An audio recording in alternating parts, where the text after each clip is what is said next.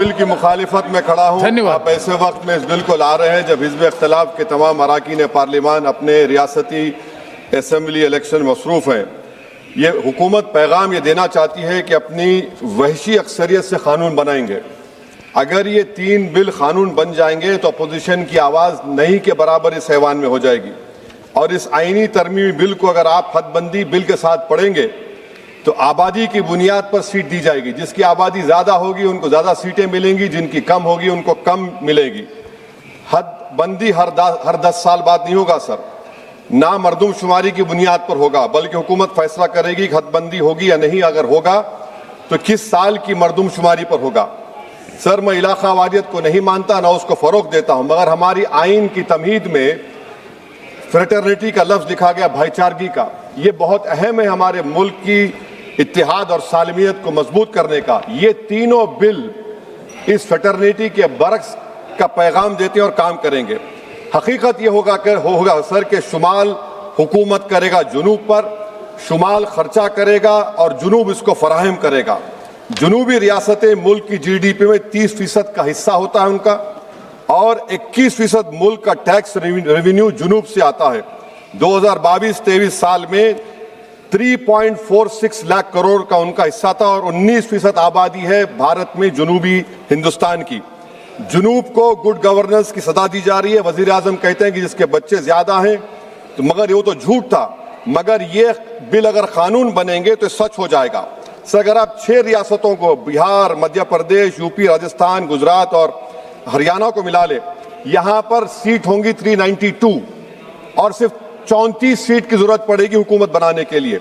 एक कॉन्फ्रेंस की माली इमदाद हुकूमत में की, उस कॉन्फ्रेंस में किसी ने उठकर कहा कि कैसे हम आईनी हिंदू राष्ट्र को हासिल करेंगे। अब पता चल रहा है कि गैर बीजेपी पार्टियों के नुमाइंदगी को डाइल्यूट करने से ही आप एक आईनी हिंदू राष्ट्र बनाना चाहते हैं, ताकि UCC, लैंड जिहाद, हिंदी को लाजमी कर देना, बुलडोजर को आईनी तहफ़्फ़ुज़ देना। सर, डबल इंजन का सरकार, डबल इंजन सरकार क्या है? जादू, उसका जादू यह है कि इंजन शुमाल का होगा और ताकत जुनूब से आएगी। सर, नतीजा यह होगा कि जुनूबी हिंद के तमाम रियासतें अपनी आबादी बढ़ाने का काम शुरू कर देंगी। क्या यह मुल्क के लिए अच्छा होगा? तो तशवीशनाक होगा। सच्चर कमेटी ने अपनी रिपोर्ट में कहा कि मुस्लिम अक्सरियत कॉन्स्टिट्यूंसीज को रिजर्व कर दिया गया, और आसाम और कश्मीर इसकी जीती जागती मिसाल है। आसाम में 30 ऐसे असेंबली हल्के थे जहां पर मुसलमान जीत के आते थे, उसको 23 कर दिया गया। ये जेरीमैंडरिंग नहीं है तो क्या है? कश्मीर, सर, डुबरी बरबेटा में 60% मुसलमान थे, एक डुबरी कॉन्स्टिट्यूंसी बना दी गई, खत्म हो गया, आप कोई नहीं जीत सकता बरपेटा से। दूसरा मिसाल दे रहा हूं सर, अनंतनाग रजौरी का कॉन्स्टिट्यूंसी शुरू हो रही है कश्मीर में कोई, और खत्म हो रही है जम्मू में, कोई रास्ता नहीं, कोई तहजीब का हिस्सा नहीं मिलता। सर, 2 एडमिनिस्ट्रेटिव डिवीजन अलग है।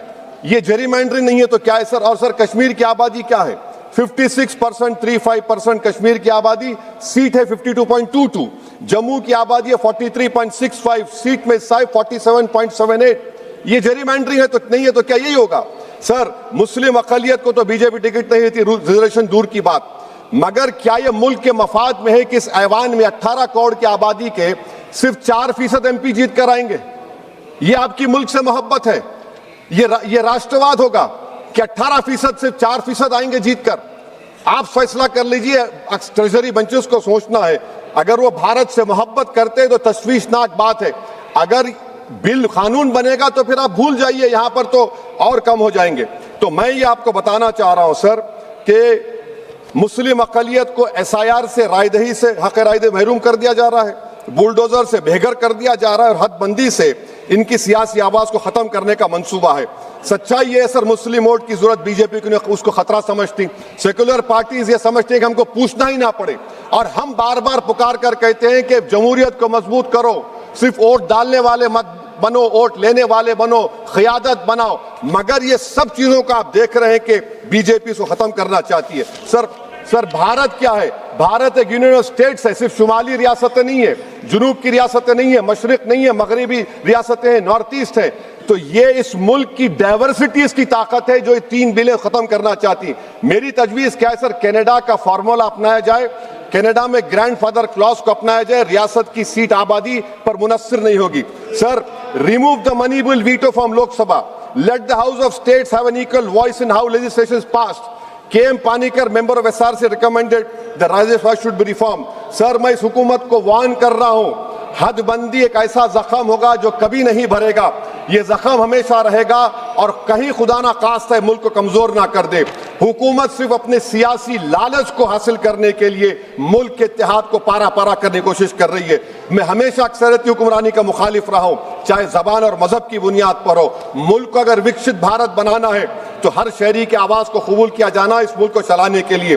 सर, जुनूब की रियासतों के लिए एक ऑप्शन चॉइस है 2011 होगा तब भी हम सीटें लोग खो देंगे। अगर 2026 का होगा तो कैश 22 सिचुएशन होगा।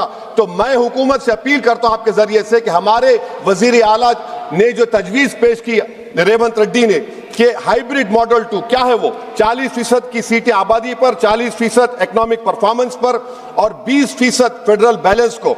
मैं हुकूमत से ये डिमांड करता हूं कि मुसलमानों को, OBC को और जुनूबी रियासतों को एलिनेट मत करिए, ये मुल्क के मफाद में नहीं है। सर, वजीर दाखिला अमित शाह ने अपने इंटरवेंशन में कहा कि तेलंगाना में 25 सीट होंगी।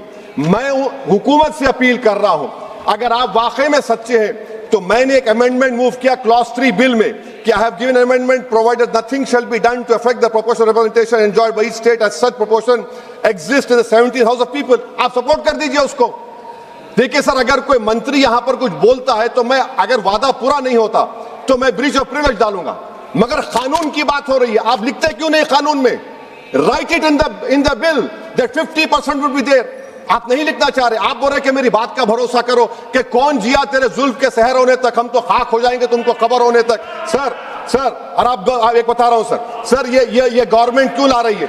ये इसलिए ला रही है कि, सुन लीजिए, the most important and effective step would be to bury and deep for all the talk of a federal structure of our country. Constitution declare one country, one state, one legislature, one executive. ये किसने कहा? bunch of thoughts में mister गोलवाकर ने 1951 BGS का manifesto, conversion of the union of states into unitary state.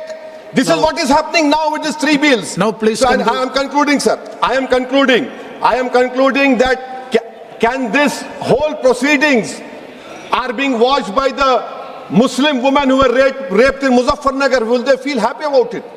Bilqis Bano is watching this. Has Bilqis Bano got justice? Zakia Jafri's family is watching this. Have they got justice? No.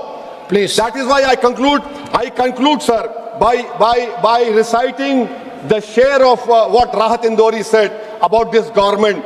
जहां से गुजरो धुआं बिछा दो, जहां से गुजरो धुआं बिछा दो, जहां भी पहुंचो धमाल कर दो।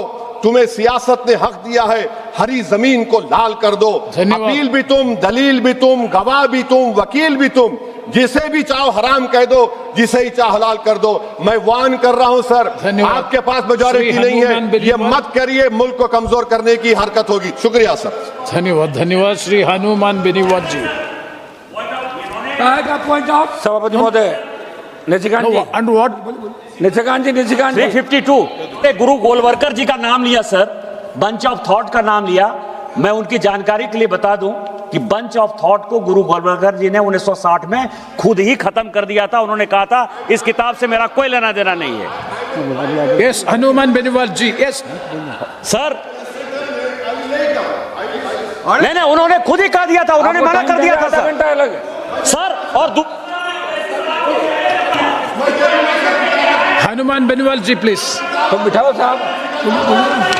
सभापति महोदय, सबसे पहले मैं आपको धन्यवाद दूंगा कि आपने मुझे सदन में आज संविधान 121